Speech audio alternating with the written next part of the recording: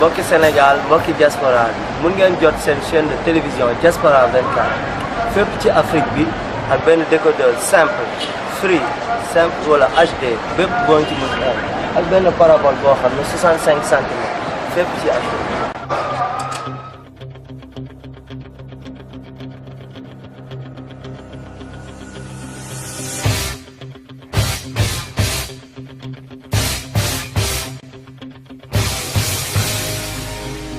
jërë ngeen jëf mbokku téléspectateurs yu Diaspora 24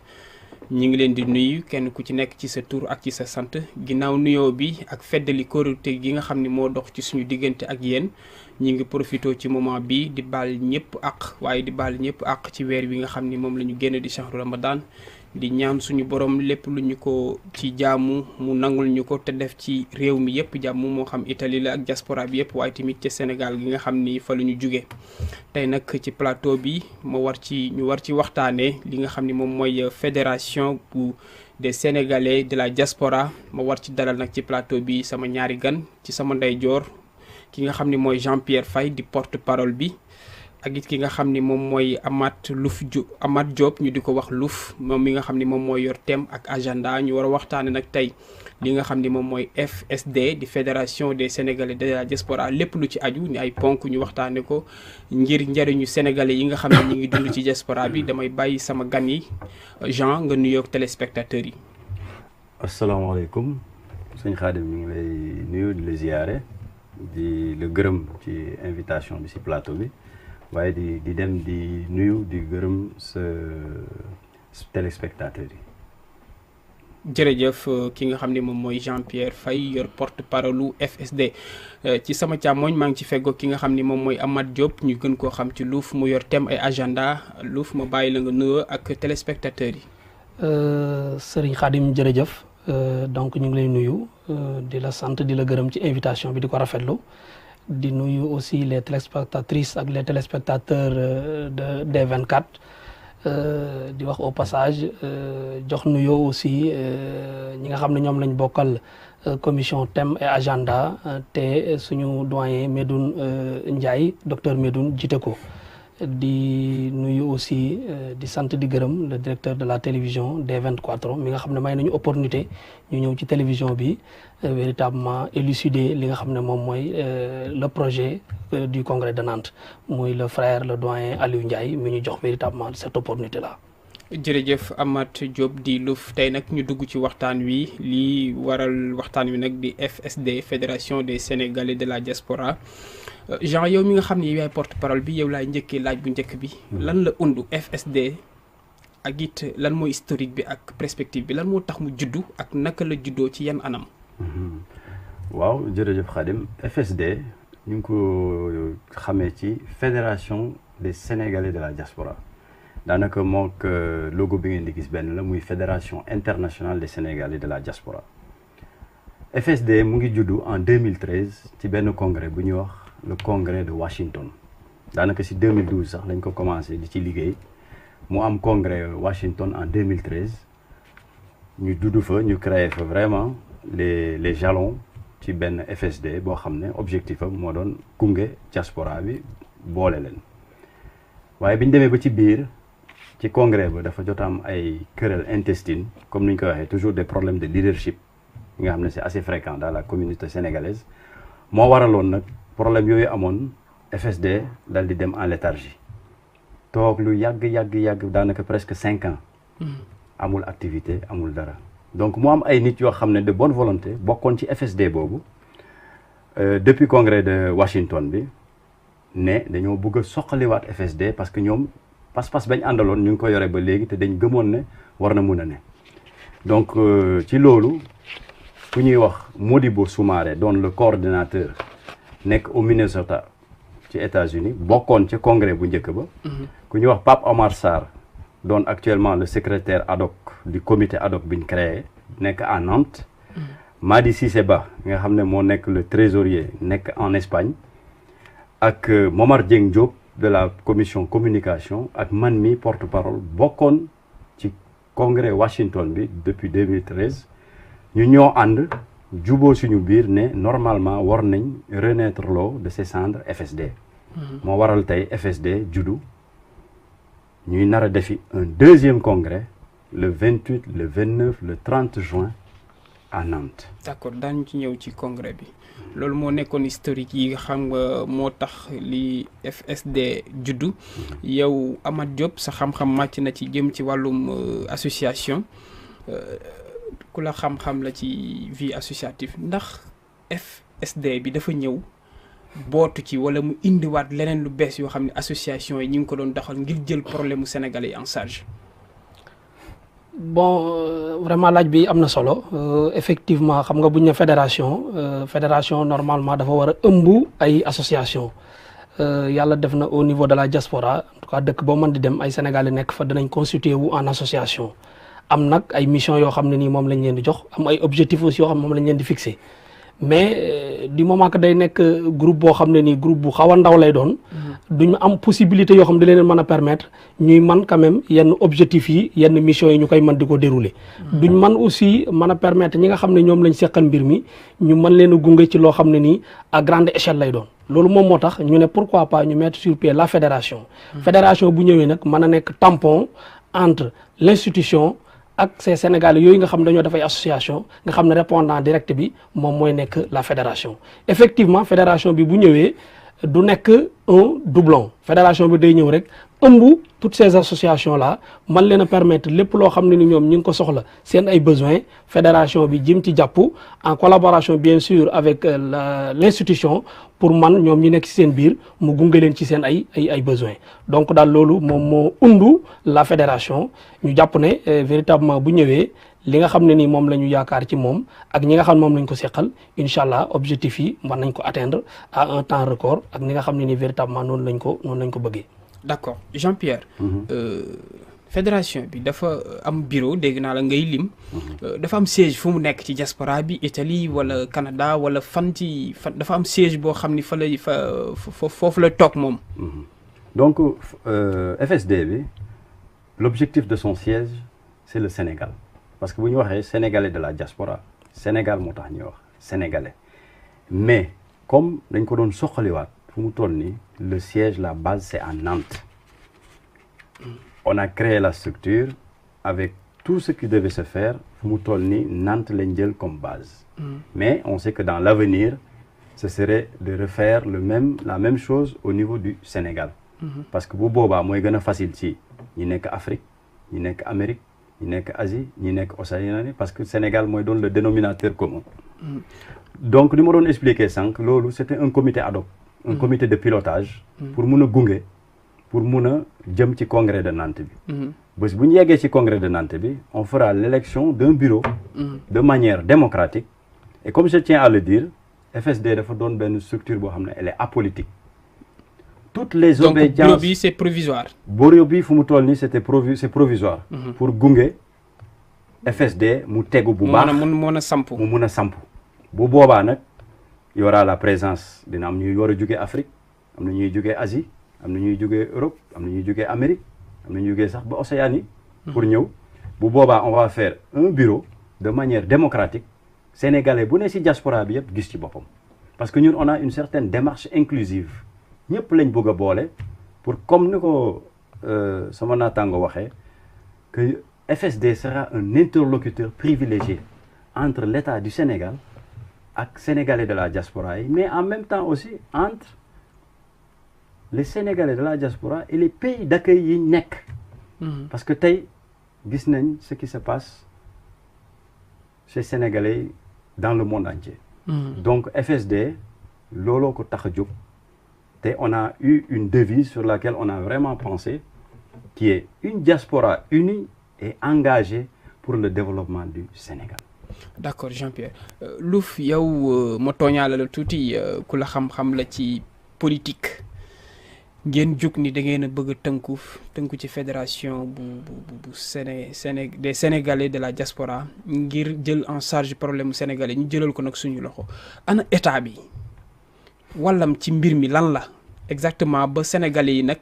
bëgg a jël mbir mi bëgg ko teg ci seen loxo kon dafa mel ni état bi da leen dum mooy wan leen ginnaaw ba tax sénégalais yi bëgg a jëlal seen bopp en charge wala dañoo am rek pas-pas. bon laaj bu am solo la vraiment laaj bu pertinente la question pertinente la xam nga dans la vie aussi lenn lu nekk dafa nekk processus Sénégalais yi bi ñu ñëw fii dafa am loo xam ne moo leen indi woon à un moment donné ñu dem a dem ba benn moment xam ne dañoo war a passer étape bu preneur comme ni ma koy faral di waxee à l'étape d'entrepreneur war a entreprendre te entreprendre aussi nit ki bu koy def aussi day am loo xam ne moom moo koy téewal boppam pour mën a jël son destin en main. Pour mu jël son destin en main nag effectivement dafa war a jël des engagements au sein même ci ñi nga xam ne ñoom la nekkal. bu jëlee ces engagements ba pare nag ji ma xool mën a poser wu sur la balance pour que ki nga xam ne moom mooy institution moom mooy l'état nga xam ne nag ak lépp looy mun di def aussi effectivement l'état bu fekkee ne gungewu la finalité bi peut-être ni nga ko mën a amee dina xaw a jafe. Mais bu fekkee ne da nga ñëw indaale say force indaale say ay idées indaale say ay objectifs par rapport ak li nga xam ne ci nga jëm boo ko tegee nga xam di nga mën a discuter directement ak l'état booy discuter moom nag mu leer na booy discuter li ngay discuter moom am na loo xam ne ni indiwaale nga ko effectivement dina yomb. loolu li ñu fi bëgg a wax moom mooy que la diaspora dafa toll foo xam ne nekkatul benn instrument boo xam ne dañ ko war a ñëw rek toog muy consommer foofu lañ xool benn moment ñu ne kat comme que loolu nekk na loo xam ne war nañ faa jóge dem ci beneen étape parce que am na des compétences ñoo xam ne am nañ des capacités divers domaines d'activité ñooñu taxaw ne kat ñun jaadu na moment bi ñu taxaw jël suñu destin en main jàkkaarloo ak l'état du Sénégal nga xam ne politique bu mu mën di def jëmale ko ci la diaspora du nekk ñoo xam ne ni dañuy nekk des suivistes rek mais dañuy ñëw laaj leen ñu toog waxtaan ak ñoom ñu xool ba xam li ñu leen di bëgg a defal lii kat baax na lii kat yaakaar nañ ñu gënut nañ ci yokk lii mu nekk un partenaire de l'État. Donc je pense que finalité bi effectivement noonu la nekk un partenaire de l'État nekk des collaborateurs de l'État ñëw nag mën a gunge les Sénégalais yi nga xam ne ñoom la ñu nekkal loolu daal jàpp nañu ne moom moo nekk li tax mu taxaw mais taxawul pour concurrencer wala taxawul pour def bras de fer wala taxawul aussi nekk contre pouvoir mais dafa ñëw pour compléter en même temps aussi muy mën a défendre les intérêts des Sénégalais de la diaspora parce que avant bala nga naan naam nekk fa te pour nga nekk fa aussi ña nga xam ne ñoom nga nekkal il faut nga xam seen ay besoins mën a xool naka ngay mën a dem en tout cas plaider ko devant l'État pour que véritablement ñu mën a am des solutions par rapport aux difficultés yi nga xam ne nii ñu ngi koy dund à tout temps et à tout moment. D'accord Jean dafa mel ni dafa am loo ci dans bëgg a le même yokk sillage sax li mu wax. laa bëggoon dolli que FSD effectivement comme ni nga ko waxee c'est un partenaire de l'État dinaa leen xamal lu ngeen xamul ci congrès de Nantes bi tey bu sénégalais de la diaspora yi amee 15 députés idée bi elle est partie de la FSD au congrès de Washington. ñu def benn mémorandum def une demande et le président a écouté tey moo tax mu am les 15 députés. Ce qu'on n'a pas compris, nous on a lancé un appel à l'État depuis le congrès de Washington. On peut comprendre que des fois dans certaines situations il est un peu difficile si l'union est un peu. non leeralal Jean leeralal si waa ci un laa peu jëm situation comme non dama ne xam non c'est xam nga tey on a un problème la diaspora. boo gisee FSD jóg loolu la on n'est pas unis. état bi ñun suñu unier état bi daf koy arranger. parce que état bi day am un interlocuteur. mais bu fekkee ne on n'est pas unis du mun a am plusieurs interlocuteurs day jafe ci moom. donc léegi tey FSD bu ñëwee on a lancé un appel au chef de l'État même congrès bi le chef de l'État qui est la personne la plus renseignée la mieux renseignée au Sénégal jot na normalement. Le programme de la FSD ak congrès de Nantes bii di am. jot na ko sous diverses voies mais jot na ko aussi de manière officielle parce qu'on l'a envoyé de manière hiérarchique. J'ose espérer que ne le président ne s'est pas encore décidé il nous donnera une réponse parce que ba tey ñuy wax ak yow on n'a pas encore de réponse. tontuwu leen tontooguñu bon. dafa mel ni kon li au Sénégal passage wax mi ngi bëgg a nekk. non pas mu ngi bëgg a nekk. bul seetaan gaaw gi nga xam ni ñu ngi leen di seetaan. non seetaan bi amul xam nga lu tax. Je me dis que mun na am il a un calendrier très chargé parce que bu wax dëgg jaxee ñuy wax dëgg le directeur des Sénégalais de l'extérieur Sori Kaba m'a reçu en personne au Sénégal au passage que je salue à qui je réitère mon admiration et le travail qu'il est en train d'effectuer. Il nous a reçus, il a donné son accord par rapport au ministère ca ba mu ne comme quoi ils allaient accompagner la FSD et qu'ils seront présents au congrès. Donc man je me dis ak yeneen structures yi nga xam ne on les a contactés ñun on a lancé un appel à l'État un appel aux collectivités locales, aux agences, aux ONG, à tout le monde. Donc on ne voudrait pas qu'un demain, qu'on dise que ne ah ñi de ba ñuy def seen FSD def nañ rek waaye boolewuñu si. Donc je réitère ma demande et je lance un appel au chef de l'État Macky Sall, à qui on a voulu bien choisir comme parrain. On a voulu bien le choisir comme parrain parce que c'est le président de tous les Sénégalais. D'accord, Jean. Et la FSD, c'est pour tous les Sénégalais de la diaspora. D'accord, Jean. dëgguma la mais foofu dinaa la dog. lan moo tax ngeen choisir Macky Sall en tant que parrain te ngeen wax ni mbirum sénégalais yi la lan moo tax boolewu leen ci opposition bi ku jege parce que bi ma la déggee ngay wax ba léegi da ngay wax Macky Sall ak ñi mu àndal. dafa mel ni kon da ngeen a bëgg a làqatoo mbir mi dugal ci tuuti politique. non comme ni kii wax tuuti. non c'est que en fait. donc maa bàyyiwul ma jeexal ma continuer c'est là doon jëm d'accord c'est là doon jëm parce que demal aujourd'hui tey xam nga ko dans le monde entier la figure principale c'est Macky Sall c'est le président de tous les Sénégalais donc c'est la première personne tey si tu parles d'un pays c'est le président qui passe en premier donc ci cadre boobu comme ñun dañoo ne Fédération des Sénégalais de la diaspora Macky Sall il est le président de tous les Sénégalais d'accord tous les Sénégalais. Mais en même temps, on a informé les structures de l'opposition. On a contacté tout le monde. Tout le monde. On a envoyé les informations partout. Et vous verrez même que dans le programme, il y a diverses personnes d'obédience politique confondues qui seront présentes, disons, au congrès de Nantes. Donc nous, nous comme Birmi, Sénégal, Monior, ñu jóg pour le développement du Sénégal duñ def xàjji ak seen waaye nag comme sénégalais yi seen bopp ñoo voté plébiscité le président mu jiite Sénégal jamono yi donc c'est la personne indiquée pour faire un parrainage parce que c'est la figure de l'État. D'accord. Donc côté boobu moo tax on l'a donné au président Macky Sall mais ñëpp a ngi ci biir. congrès bi daan ci ñëw Macky Sall ngeen ko bàyyi luf junj na léegi bureau de Sénégal de l'extérieur ak problème yi nga xam ni sénégalais yi ñu ngi koy dund ci diaspora bi du ma wax sax Italie parce que moom jéggi na dayoo juróom-ñetti nit ñu faat seen bakkan ci laps de 5 mois ou 6 Espagne la fa xew xam nga ko Brésil pour ne pas tout citer mu mel ni lompañu bureau des Sénégalais de l'extérieur moo tax fédération bi juddu. Bon laaj bu am solo la mais nga may ma tuuti rek bala may ñëw ci laaj boobu. d'accord may naa la ko par rapport ak question bi nga xam ne nii indi nga ko sànq ci ginnaaw. d'accord. La fédération des Sénégalais de l'extérieur dafa am benn démarche boo xam ne nii démarche bu bees bu mu jël bu wuteeg yi nga xam moo fi daan am.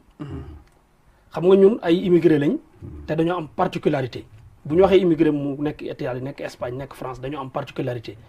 te sama naataango wax na ko ci commencement bi problème leadership très souvent day posé wu. loolu moo tax cette fois-ci ñu ne dañuy def une démarche inclusive et participative en amont. ñëpp ñi nga xam ne jàpp nañu ne sentir nañu ne projet bii kat war na mën a nekk loo xam ne nii un outil lay doon ñu ñëw ñu ubbi ko ñu départandoo parce que lenn lu nekk nag dafay am des pionniers ñëpp mënuñoo xëyandoo rek départandoo day am ñoo xam ne ñoo nekk des pionniers ñu commencé. bu ñu demee ba nga xam ne nag àgg nañ ci congrès de Nantes ba su boobaa la ñuy def un bureau wax nga ko sànq dama koy dëggal. parce que lu ñu bañ mooy commencé def un bureau di au nit yi. parce que boo ko defee dinañ ne dañoo def li ñuy def ba noppi au nit yi. donc on a voulu quand même changer de démarche. au nit ñi au départ ñëpp a xamandoo li xew bu ñu ñëwee nag ñëpp toog ñun ñi nga xam ne ñoo fi nekk moom mi nga xam ne porte-parole la depuis des mois mi ngi ci sonn nekk Sénégal di def ay émission Pape Sarr mi nga xam ne ni moom moo nekk le secrétaire ad hoc bureau ad hoc bi mën nañoo dem ba nekk ci jouru élection yi ñu bañ ko nommer ñu bañ ko fal. Qu'est-ce que cela veut dire? Cela veut dire que nit yi dañuy dem rek pour jima ànd ak affaire bi au départ mais ça ne veut pas dire que dañuy dem pour jël fa ndomba tànk. loolu aussi dafa am solo ñu leeral ko. leneen li mooy li nga wax effectivement jamono yi ñu génn diaspora bi sëkku si metti na. ñi fi wàcc liggéey bari.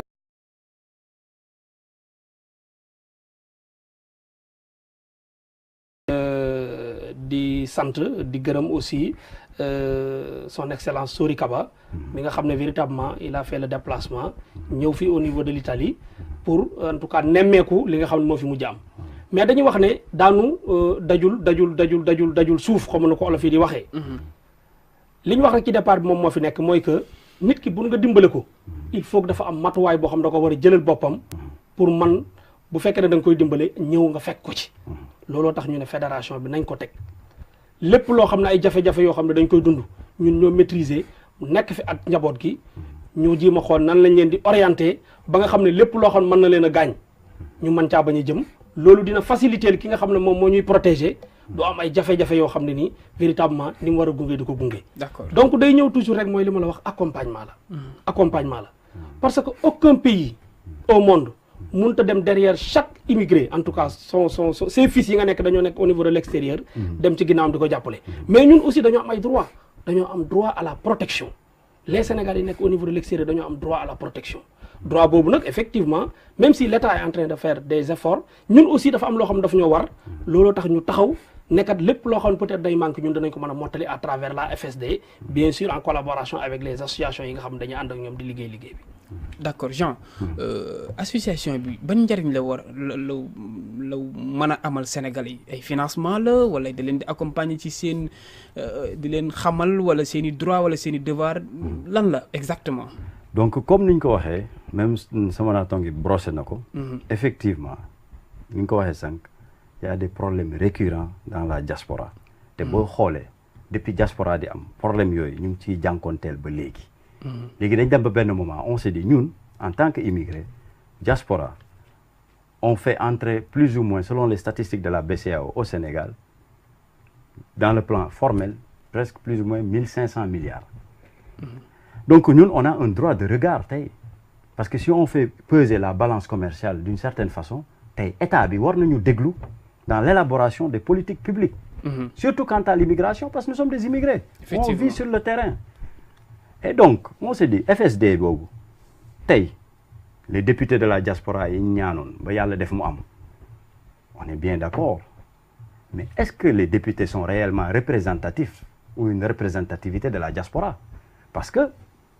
ceux qui font la politique est un pourcentage minime par rapport à la population. Et donc on s'est dit que avec cette FSD ça nous permettra dans l'avenir de voir dans quelle possibilité on pourra collaborer avec les institutions de l'État sénégalais pour aider pour la protection des Sénégalais à l'extérieur yi nga xam ne ñu ngi leen di rey di leen sonal di leen xotal parce que en ce moment comme ni ñu koy waxee ni ñu ko doon waxee FSD am na moo préciser ko te waxaguma ko woon am na 67 comités régionaux 67 comités régionaux qui veut dire un comité régional équivaut à un pays. Donc la FSD elle est présente dans 67 pays. Et donc comités régionaux yooyu ils vont être des comités régionaux FSD ils seront des interfaces pour que les Sénégalais dans les pays d'accueil ñu respecter les lois et les règlements parce que gis nga boo respecter lois et règlements pays ba la accueillir dina gën a facile sa intégration dina gën a facile ñi nga xam ne comme li fi am actuellement en Italie avec les partis d'extrême droite qui lancent dans le populisme di généraliser di am des actes de racisme dina dem ba dina wàññeeku mun na dem sax ba dëñ donc FSD côté boobu dina ci am benn côté bu muy conscientiser les Sénégalais pour que ñu xam ne bu ñu nekkee ci réew dañ war a respecter les lois et les règlements. Dinañ leen defal la protection et la protection ça passe par tout ce qui est outil de propre assistance. Regardez avec les Tunisiens avec la loi Bourguiba par le passé mais ils n'ont pas de problème de rapatriement de corps. Moi je suis désolé qu'on arrive à ce stade. Effectivement. Ce stade de la globalisation des villages planétaires di cotiser pour yóbbu des corps c'est pas normal. Donc ñun on s'est dit que comme on fait entrer 1500 milliards nous-mêmes on va créer un fonds de la solidarité de la diaspora. On a les compétences parmi nous on va essayer de le fructifier on verra sur des marchés financiers avec tout ce que ça doit comporter ñun suñu bopp on collaborera avec des structures yoo xam ne dañuy yëngu dans le cadre du rapatriement ou bien l'État sénégalais on verra avec l'État comment mettre en place des comment on appelle des mécanismes qui favoriseront au moins ce rapatriement de corps sans aucun problème. D'accord. Et donc si cadre boobu lañ jóg et en plus il y a une autre chose on veut aussi aider au retour et à la réinsertion parce que képp koo gis fii mu ne fi tey xalaatam mooy un demain mu dem Sénégal am lu mu fa samp l'État ne peut pas tout faire. Nous aussi, on doit venir en aide à l'État. Et donc, on a pensé qu'avec ce fonds que l'on créera et les différentes structures de l'État qui œuvrent pour l'entrepreneuriat, on va financer nous-mêmes nos propres PME, nos propres PMI, participer à la création d'emplois, participer de par là à la croissance économique et au développement et au bien-être des populations. Comme ça nous évitera tous nos frères jeunes qui meurent dans la Méditerranée. Et je m'incline devant la mémoire de toutes ces personnes parce que je peux vous dire que ça nous fait vraiment mal. Et donc, on veut amener notre contribution à cet édifice pour arrêter cette tuerie dans la Méditerranée. Et on espère que quand on le fera, on créera des entreprises. Nous serons les premiers à aller vers ces jeunes, les prendre pour qu'ils travaillent avec nous. D'accord. Amath nga dégg Jean li mu wax mi ngi jaale mi ngi naqarlu doomi sénégalais yi nga xam ne Afrique sax laay wax ñi ngi dee ci Méditerranée bi waaye tamit ñi comme niñ leen di au delà di dee ci géej gi ñi ngi dee ci dëkk yi xam Sénégal Espagne donc ñu nekk ci moom li mu wax nii dafay mel ni FSD dafa mel ni nekk état lay bëgg a nekk parce que li ma ko gis mu wax lépp ni loolu lañ bëgg a def loolu lañ bëgg a teg dafay mel ni état la doole état la war a yor est-ce que nag contexte politique bi ñu nekk moo xam Italie moo xam France moo xam nga dégg ñu wax problème immigration est-ce que dina yomb ak fédération bi ngeen bëgg a def bon jàpp ne ni dana yomb moom moo tax ñu jóg ne dañuy teg lu mel ni fédération bi bien vrai que le bureau defaguñu ko mais li nga xam ne passé na te historique bi sama naataango waxoon na ko donc y a quand même des possibilités pour objectifs yi nga xam ne am nañ ko ñu mën ko atteindre mission yi nga xam ne aussi bëgg nañ ko jox FSD mu mën a dérouler ces missions là avec la manière parce que effectivement boo xoolee l'État dafa am ay démembrement au niveau de chaque pays am na ambassade am nañ fa am na yoo xam ne consulat am na fa mais ñooñu aussi pour ñu àgg ci askan bi mënuñoo dem ci kenn ku nekk en général ci ay association la ñuy jaar ci ay daayira la ñuy jaar léegi nag fédération bu ñëwee dafay nekk un répondant direct nga xam dina mën a permettre à l'État mu bañ naan kat dem naa ci association bi bàyyi naa fii parce que effectivement xam nga ñun li ñu doxee mën nga ñëw ci benn dëkk gisanteeg association tel bañ a gisanteeg association tel mu ne lan moo tax mu tànn association bàyyi kii mais bu nekkee ne fédération bi dafay ñëw fédéré lépp su boobaa dina yombal l'administration dina yombal en tout cas l'État mu mën a xam kan mooy nekk son répondant direct loolu aussi dafa nekk loo xam ne dafa am solo aussi ñu leeral ko ñi nga xam ne nii dañuy déglu en tout cas nekkuñu un contre-pouvoir nekkuñu aussi ñoo xam ne dañuy taxaw pour di def bras de fer ak l'État mais dañuy compléter en même temps aussi doléances yi nga xam ne nii les Sénégalais dañ koy am aussi de tout bord ak côté bu mu mën a doon aussi on sera prêt à mettre ça sur la table pour faire comprendre à l'État aussi ne ko kat lii kat suñu ay ñaxtu la te lii kat ay manquement la noo mën a def ba nga xam ne nii mën nga ko en tout cas solutionner ñun on est prêt nos compétences sont là nos capacités sont là ñu mën ko en tout cas gungale ci ma dellusiwaat si le doyen mën a permet sànq bi ngay laaj les objectifs yi nga xam ne nii moom la FSD am effectivement wax na ko te loolu dafa am solo ma tënk ko muy fonds bi mu wax léegi fonds d'investissement bi nga mën a permettre à ces Sénégalais ñu mën a investir dans divers domaines d'activité créer ay PME comme ni mu ko waxee mais aussi fonds bi aussi day mën a permettre mu nekk fonds boo xam ne nii des garanties parce que xam nañu ne suñu problème au niveau en tout cas du Sénégal les promoteurs wala les porteurs de projet seen ay jafe-jafe mooy garantie bi ñu mën a am pour mën a lever des fonds très souvent loolu day poser problème. état bi di leen ci seetaan. loolu day nekk loo xam ne xam nga ñi nga xam ne ni ñoom ñooy financer nit ñi ay institutions la ñu nekk ay institutions financières la ñu nekk. des fois ay agences financières mën na nekk aussi yoo xam ne ci état bi la ñu nekk mais ñooñu en général duñ def un financement direct. refinancement la ñuy def bu ñu waxee refinancement mooy y a une institution financière comme une banque nga xam ne privé la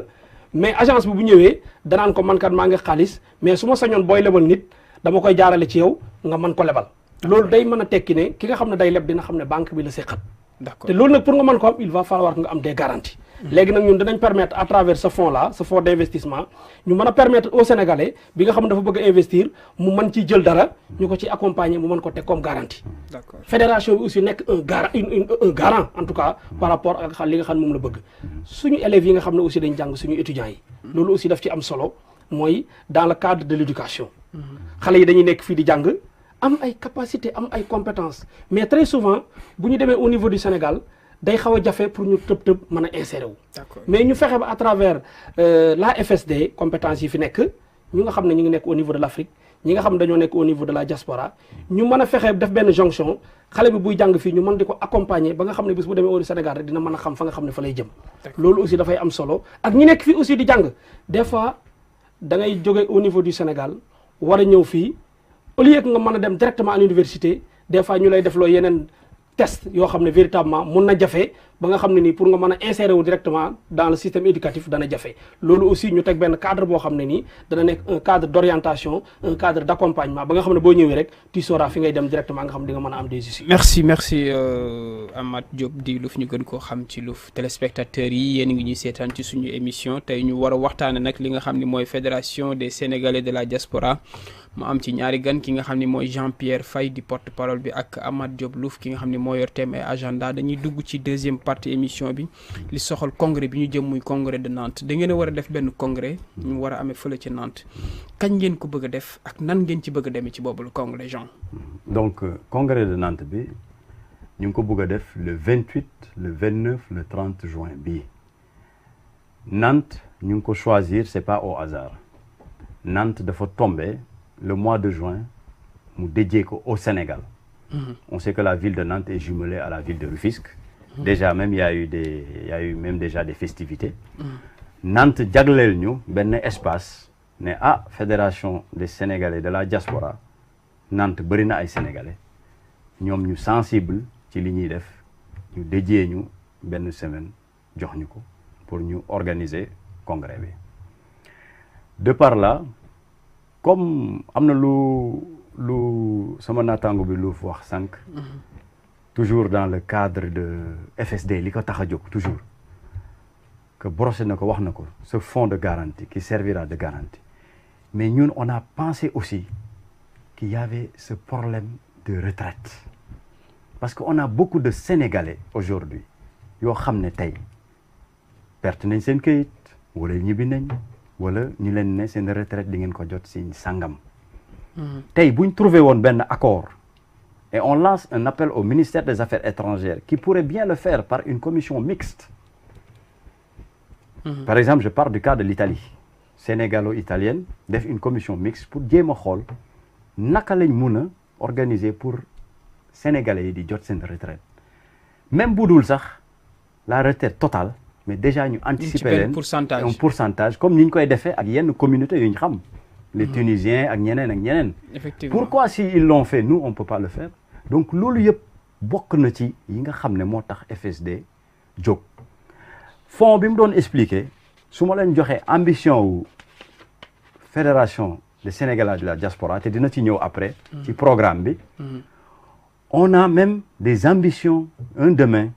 dans l'habitat avec les promoteurs de créer une cité de la diaspora et on arrivera même inchallah à créer une banque de la diaspora donc fédération sénégalaise de la diaspora comme ni ñu ko waxee toujours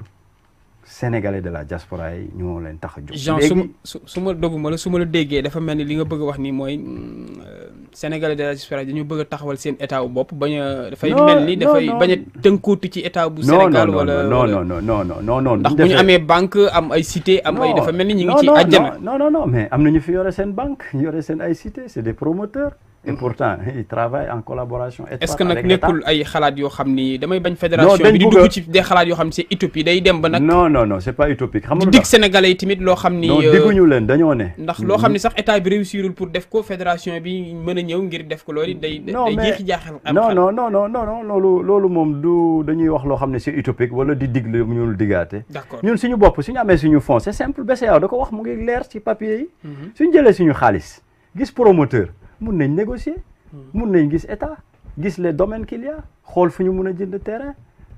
xool les banques xool les institutions financières ànd ak ñoom def des programmes d'habitat comme ni ko gars yi di defee des coopératives ça peut se faire. c'est pas impossible état bi mën na ko loolu moo tax état du Sénégal deful loolu. non état bi dama bëgg toujours comme ni may waxee l'état ne peut pas tout faire l'état dina am lu mu mën a def mais dina am leneen loo xam ne dañ ko ciy dimbale mais est-ce que xam nga tey sénégalais yi nekk dans la diaspora mais bu ñu dul woon yónnee xaalis dans les ménages mais y aurait un grand problème au Sénégal. donc xam nga ne boobu état bi du moom moo koy def sénégalais ñoo koy def c'est dans le cadre privé mais ça aide et ça a une influence sur le niveau de développement. Au niveau de bien-être. Donc li ñuy wax noonu c'est pas de l'utopie. C'est des ambitions qu'on a. C'est des ambitions qu'on a de faire pour participer au développement de notre pays. léegi fi ñu jëm nag ci congrès de Nantes bi dama bëgg ngeen xam ne que vraiment gàccee ngalaama toute la FSD le comité ad hoc commission agenda parce qu'on avait au moins 4 commissions thème et agenda finance organisation communication on a travaillé de concert ñun ñëpp ensemble tey ñu ngi sant yàlla imaginez-vous en 3 ou 4 mois ñu yegg liggéey li yëpp donc on va aller au congrès de Nantes fu mu toll nii waa Afrique ñu ngi préparé wu waa Europe ñu ngi préparé wu waa Asie ñu ngi préparé wu waa Amérique ñu ngi préparé wu ba Océanie aux dernières nouvelles qu'on a eues donc léegi le congrès aura lieu le 28 le 29 le 30 on a déjà organisé toute la logistique quant à ce que ñu mun a accueillir suñu gani on a la logistique par rapport ak salle yi ñu war a am on aura beaucoup de comment on appelle d'ateliers yoo xam ne dañ ci war a waxtaan des plénières et on aura des plaidoyers parce que les États les diasporas dans les États ont des problèmes différents la diaspora sénégalaise qui vit en Italie n'a pas les mêmes problèmes que la diaspora sénégalaise qui vit en France ou celle qui vit au Liban ou celle qui vit en Libye ou ailleurs. kenn ku nekk ak say problèmes. kenn ku nekk say problèmes et dinañ am plaidoyer boo xam ne ku ne dina kii say problèmes et en ce moment on fera. d'accord Jean. Une synthèse boo xam ne ça nous permettra d'avoir de manière concrète les problèmes des Sénégalais et on ira de manière concrète chercher à les régler. su ma ñëwaatee nga gën a xuus ci li nga xam ne moom moo tax ju congrès bi amaat. yéen nga war a jëm ci benn congrès naka ngeen war a def pour nag force politique yeeg force économique beeg yëpp ngeen tënk mu nekk benn sénégalais ngir mën a jël problème mu sénégalais yi en main par la diaspora problème des sénégalais de la diaspora par la diaspora naka ngeen ko bëgg a tënke noonu. am na solo laaj bi am na solo aussi comme laaj yi fi jaar. mais nga may ma rek ma rebondir ci. sànq bañ fa yàgg. cette fois-ci mooy que du ñu jima fixer des objectifs yoo xam ne utopie lay doon. on n'a pas le droit. parce que wax yomb na wax neex na mais aussi kii dégg dina xam loo xam lii c'est faisable ou bien c'est pas faisable. parce que jàpp naa une cité de la diaspora. wala une cité des Sénégal de la diaspora à travers des coopératives nekkul lu jafe. parce que état bi dafa teg ay leviers ne lii kat bu ngeen ko bëggee il faut ngeen constituer wu en coopérative bu ngeen constituer en coopérative vous pouvez avoir des terrains. loolu je pense que c'est quelque chose boo xam ne même 7 personnes rek s'ils ont un bureau mën nañoo constituer en coopérative. ma xam ci ay coopérative am jafe-jafe terrain ni suuf la toll. xam nga li koy def mooy. te fi ñu war a jaar la ñuy jaar. waaw peut-être nekkul l'objet de la rencontre d'aujourd'hui. mais je puis vous dire que képp koo xam nga ni am nga problème mu. ñu bañ a buuñaal rek li nga xam ni mooy état bi. c'est ça te ci problème mu Sénégal am nga problème mu terre mooy que. loolu dinañu mën a permettre parce que FSD bi aussi loolu dafa bokk ci ay engagement yoo xam ne daf koy jël aussi à l'endroit ci ay membres am. d'accord ay juristes dañ fee nekk des experts de tous bords ñooñu dinañ mën a permettre képp koo xam da ngay jël benn engagement soit mu nekk ay suuf yoo war a jënd wala mu nekk leneen ak leneen ñooñu dinañ la mën a accompagner ba nga xam ne nii lépp loo bëgg a am di nga ko am ci ni nga ko war a amee ki nga xam moo la ko war a jox aussi bu fekkee ne am na ay manquements on a des avocats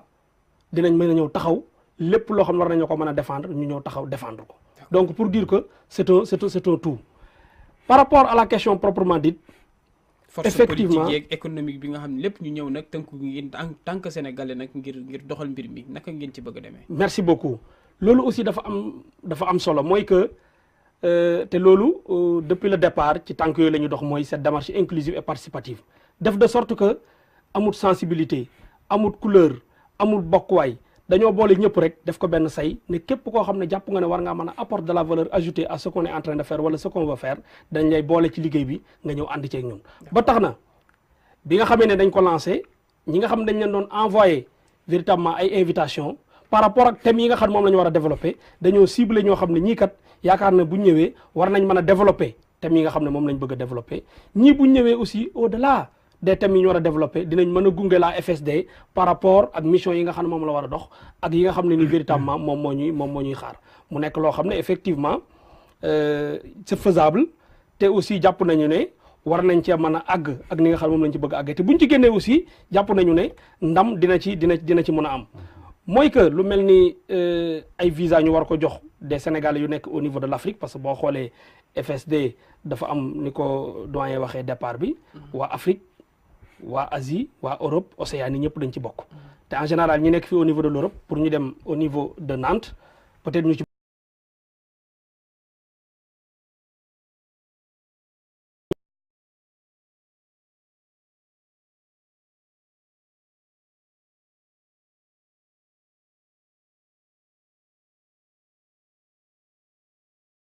ak logo FSD ñu mën cee am visa c'est parce que c'est une structure en tout cas une fédération crédible loolu aussi je tenais véritablement à le dire que ñu ci bari am nañ visa war a ñëw fekk si la rencontre le congrès c'est parce que waa FSD ñoo leen defal des invitations ak seen logo ñu mën a am visa yooyu ñëw te ñi bokk aussi nekku ne dañ leen a jox xaalis ñun ñoo def une participation volontaire pour mën a en tout cas accompagner congrès bi pour que mu mën a taxaw parce que dañ ne duñu wuti fenn xaalis di ko jëlee ci kenn ñun dañuy déparé si ñun kenn ku nekk cotiser d'une manière spontanée ñëw pour mën a accompagner congrès bi am na ñoo xam ne cotiser wuñ sax te duñ ñëw cotiser nañ te duñ ñëw parce que dañoo gis mu nekk une bonne initiative te loolu yëpp on tenait véritablement à le dire remercier ñi nga xam ne gëm nañ ko dès le départ te ñi nga xam ne aussi ñoo ci nekkoon depuis boobu ba léegi ñu mën cee ànd véritablement mën a accès à bon port. D'accord nga ñëw rek ci programme bi comme yow yaa yor thème ak ci ban thème ngeen ko bëgg a tënk ak ci programme bi naka lay war a demee ginnaaw yow yaa yor thème agenda nga tënk ko ma door a ñëwaat ci genre. donc nga may ma occasion nag ma sant di gërëm véritablement docteur Medoune bi nga xam ne moo jiite thème agenda ñu ci liggéey bu rafet boobu ak léegi. ñu bëgg bu ñu ñëwee ci bis bi d'une manière voilà kii rek laa koy def succinct bañ ko yaatal dinañ waxtaanee diplomatie et représentation bu ñu ko waxee mooy que état bi li nga xam ne nii jàpp na ne moom la war a accompagner le Sénégal de la diaspora ak ses démembrements yi nga xam ne nii teg na ko surtout le ministère des affaires étrangères et des Sénégal de l'extérieur invité nañ leen ñu ñëw bu ñëwee seen politique bi nga xam ne ni dafa jëm ci la diaspora ñu ñëw étaler ko ñu xool ba xam nan lañ mën a àndee ak ñoom pour mission yi nga xam ne ci la ñu jëm mobilisation des ressources et compétences au service des Sénégalais aussi loolu dafa am solo mooy fond bi ñu doon wax léegi fexe ba nga xam ne ni dinañ mën a mobiliser des ressources financières yuy mën a permettre à ces Sénégalais là qui souhaitent retourner wala yi nga xam ne am nañ ambition retourner dans un futur proche ñu mën a teg un fonds ñu mën di appuyer ci fonds boobu pour mën a créer des entreprises au niveau du Sénégal am des garanties aussi une fois que ñu bëgg des financements fexe aussi les compétences yi nga xam ne dañoo nekk au niveau de la diaspora parce que y a une diversité de compétences au niveau de la diaspora fexe def une banque de données cette banque de données là permettra effectivement à ces Sénégalais yi nekk fii bu ñu mënee dem au niveau du Sénégal mën a participer au développement du pays en même temps aussi l'État du Sénégal jël à profit ces compétences là parce que nag sa doom jóge au niveau du Sénégal nga jox ko bourse mu dem au niveau de l'extérieur jàngi au moins loolu nga ko joxoon war naa mën a retourner waat ci moom te à travers ces compétences là bu ñu ko identifier en amont war na mën a nekk loo xam ne lu yomb la ñi nga xam ne aussi joxuñ leen bourse mais seen ay ñafe seen ay góorgóorlu moo tax ñu am des compétences am des capacités à travers la traversée bi nga xam ne def nañ ko ñooñu aussi dañoo war a utile à leur pays donc thème boobu aussi danañ ko fa développer droits sociaux des migrants parce que effectivement dañoo am des droits nag comme tout le monde parce que dañuy def suñu ay devoir di fa yónnee xaalis ak lépp lu nekk donc jaadu na suñu ay droits aussi ñu jéem a xool nan lañ koy mën a xeexee ba nga xam ne ni l'État du Sénégal ak les pays d'accueil aussi dinañu ci mën a gunge ñooñu ñëpp dañuy oo ay experts ci divers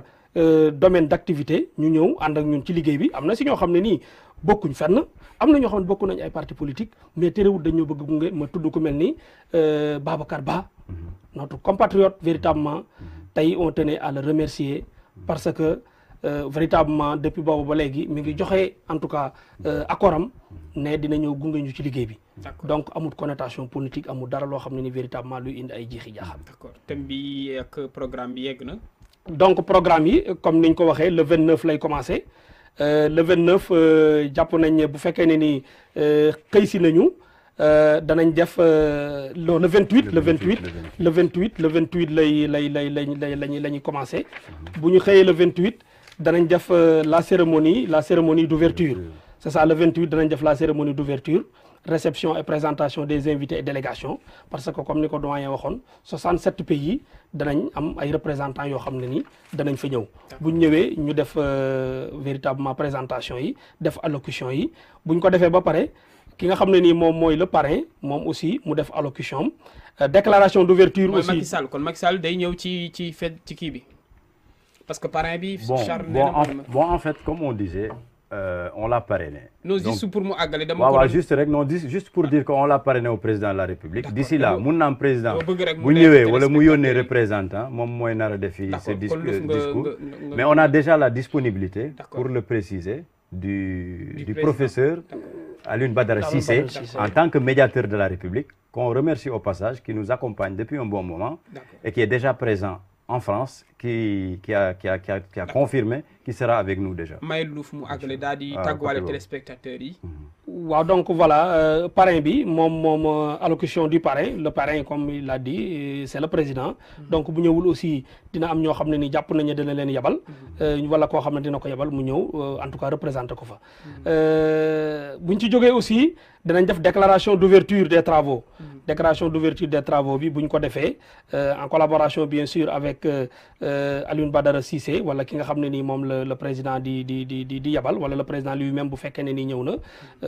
véritablement mu def cette déclaration là d'ouverture buñ ci paree ñu def annonce programme bi programme yi nga xam ne moom la ñu war a def thème yi nga xam ne moom la ñu war a développer durant le congrès buñ ci jógee dañuy def plénière d'ouverture dañu ne bëgg nañu en tout cas ñu mel ni ay PUDC ñu mel ni des programmes yoo xam ne ay programme phare la yoo xam ne ni véritablement les Sénégalais war nañ ca mën a gis seen bopp xool ba xam nan lañ leen mën a en tout cas jëlee à profit ces genres de programme là ak ban tànk taxawaay la ci le Sénégal de la diaspora war a mën a taxaw pour que mu mën a pousse loolu am na aussi li ñuy wax le panel maison du Sénégal loolu dafa mas a nekk en tout cas xeex boo xam ne les associations ñu ngi koy xeex au niveau quand même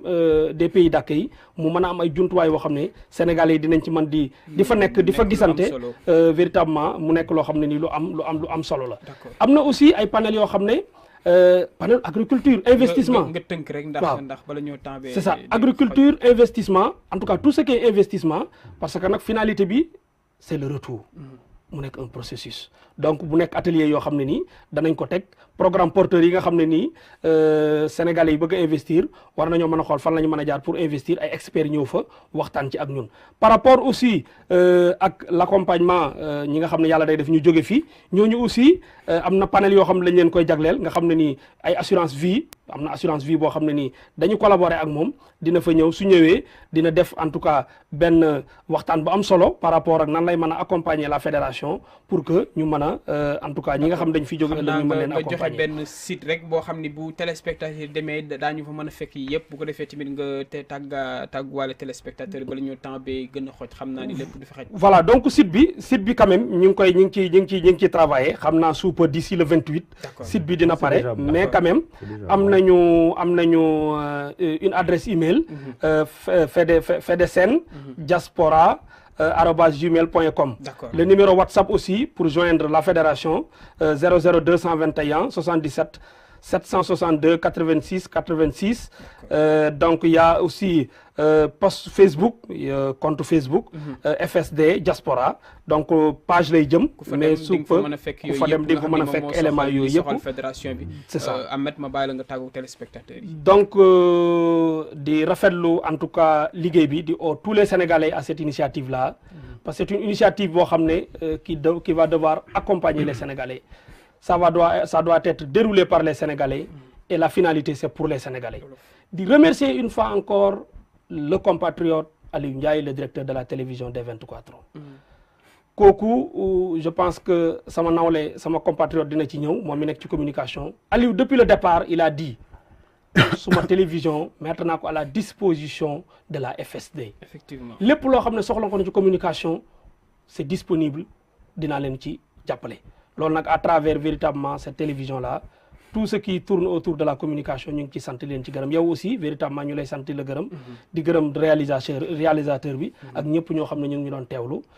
di wax ne le 28 le 29 et le 30 beneen démarche bu bees beneen approche bu bees pour une diaspora nouvelle. d'accord merci jërëjëf beaucoup Amath Diop di Louf nga xam ni moom moo yor thème ak agenda comme ni nga ko waxee rek télé bi c'est pour les Sénégalais de la diaspora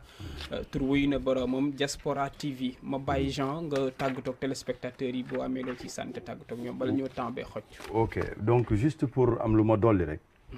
donc je lance un appel à l'État sénégalais par rapport à la diaspora. Ils ont créé dernièrement loo xam ne musuloon am muy la politique migratoire. Déjà c'est un grand pas. Mais léegi li ñuy ñaan ñun état bi en tant que FSD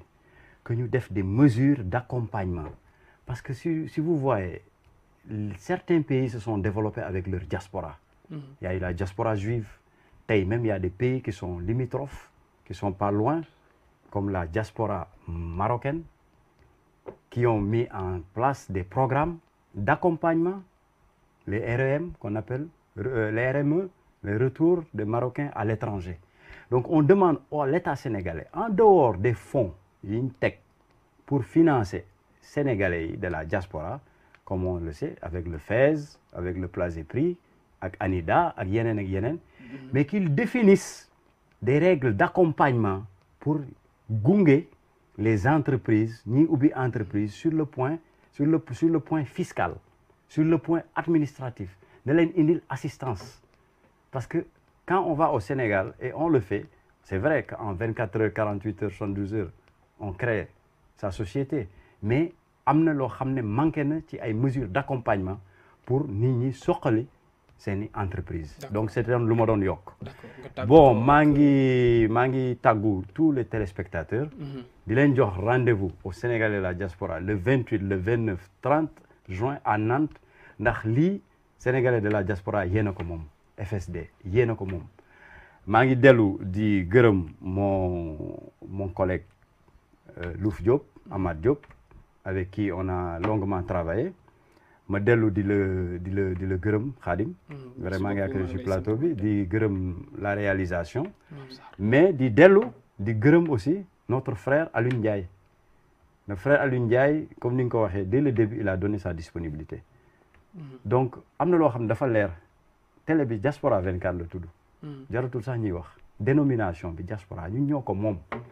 ñun la fi nekkal ñun ñoo ci war a jàpp te je lance un appel à la FSD que bés bu ñu defaree lépp ba mu taxaw dinañ am nu ñu féetee au niveau d'une certaine assistance par rapport à la Diaspora 24 parce que saa yi ñu leen soxla ñu teew saa yi ñu buggee def dara ñu teew te ñun lañ fi nekkal ma delluwaat sànni benn dernier mot di remercier tous les gens de la FSD qui ont collaboré avec nous en particulier Modibo le coordinateur depuis les États-Unis Pape Oumar Sarr de Nantes qui n'a ménagé aucun effort di daw fu ne Madi Sisseba aussi de l'Espagne Momar Dieng Diop de l'Espagne le docteur Medoune Ndiaye Cap-Vert comme ni nga ko waxee madame Sarr Aïda Diop vraiment comme ni ñuy wax ku lim jum mais ñëpp ñu ngi leen di gërëm ñu ñu doon teelu di ñu déglu merci ba le 29 le 28 le 29 le 30 juin comme ni ko Louf waxee une diaspora unie et engagée pour le développement du Sénégal. Merci beaucoup téléspectateurs yi ñu ngi leen di sant di leen gërëm ci ànd bi ak ñun ak ci kóolute gi ñu leen di jox rendez-vous rek ci ñetti bis yooyu mu wax di le 28 29 ak 30 fële ci Nantes jërë ngeen jëf mbokk téléspectateurs yi. jërëjëf. Allez merci Jean. Merci beaucoup Jean, merci beaucoup Khadim. Jërëjëf à la prochaine merci beaucoup. À la prochaine. Merci à la prochaine.